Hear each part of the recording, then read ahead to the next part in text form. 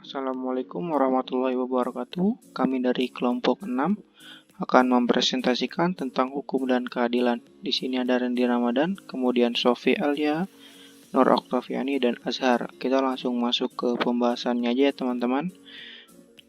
Konsep hukum dan keadilan. Kami mengambil konsep hukum Yudiris atau legal konsep, yaitu konsep konstruktif dan sistematis yang digunakan untuk memahami suatu aturan hukum atau sistem aturan hukum.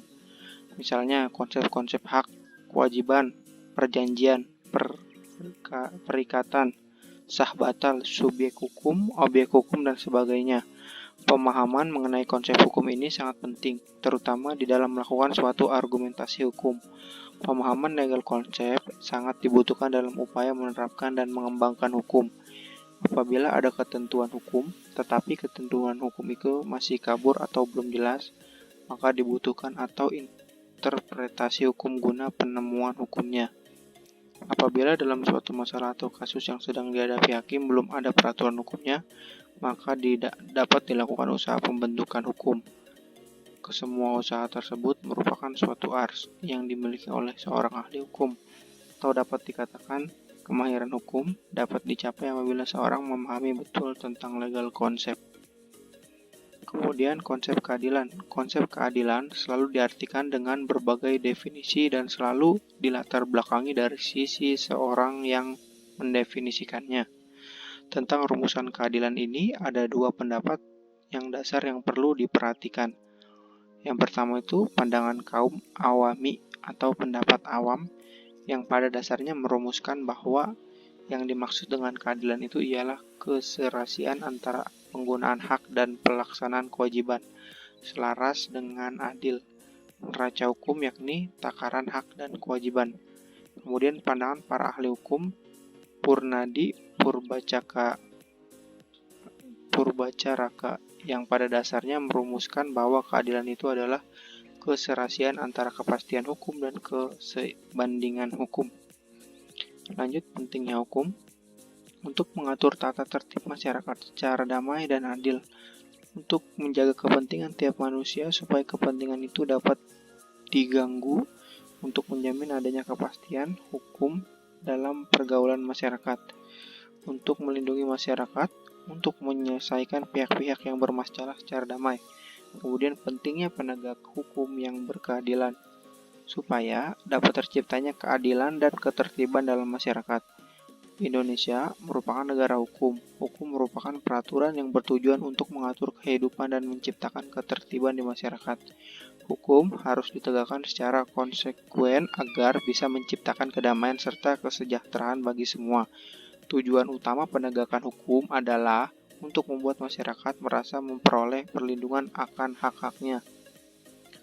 Landasan hukum NKRI, Proklamasi Kemerdekaan tanggal 17 Agustus 1945 dan Undang-Undang Negara Republik Indonesia tahun 1945. Landasan hukum berbentuk Negara Kesatuan Republik Indonesia dapat ditemukan pada antara lain Undang-Undang 1945 Pasal 1 Ayat 1 yang berbunyi Negara Indonesia adalah negara kesatuan yang berbentuk republik. NKRI adalah sebuah bangunan kenegaraan yang berdiri tegak secara de facto dan de jure. Secara de facto yaitu proklamasi 17 Agustus 1945 dan secara de jure adalah bersamaan pengesahan Undang-Undang 1945 pada 18 Agustus 1945. Kemudian kita bahas esensi hukum yang berkeadilan. Apa sih esensi hukum yang berkeadilan? Esensi hukum yang berkeadilan merupakan inti yang penting dari suatu sistem yang dibentuk oleh manusia untuk membatasi tingkah laku manusia, agar tingkah laku manusia dapat terkontrol. Yang mempunyai keadilan yang hendak dicapai adalah keadilan sebagai dasar untuk mewujudkan ketertiban sosial berdasarkan nilai-nilai tertentu yang hidup dalam masyarakat itu sendiri. Nah, kita masuk ke dinamika dan tantangan penegak hukum yang berkeadilan di Indonesia. Apa sih itu tantangannya? Melaksanakan the rule of law, mengandung keinginan untuk terciptanya negara hukum yang membawa keadilan bagi seluruh rakyat. Indonesia merupakan negara hukum. Sangat banyak sekali hukum-hukum yang tertulis di negara ini. Artinya semua penyelenggaraan pemerintah dan kenegaraan serta kemasyarakatan berdasarkan atas hukum. bukan didasarkan atas kekuasaan belaka. Tetapi, tidak semua orang yang menegakkan hukum di Indonesia bahkan tidak adil. Di Indonesia, hukum itu bagaikan bisa dibeli dengan uang. Jadi, orang yang bersalah tetapi mempunyai duit atau uang yang banyak, maka ia bisa lepas dari hukuman itu.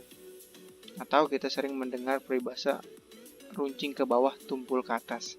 Persoalannya, penegakan hukum di Indonesia ini masih dipandang lemah.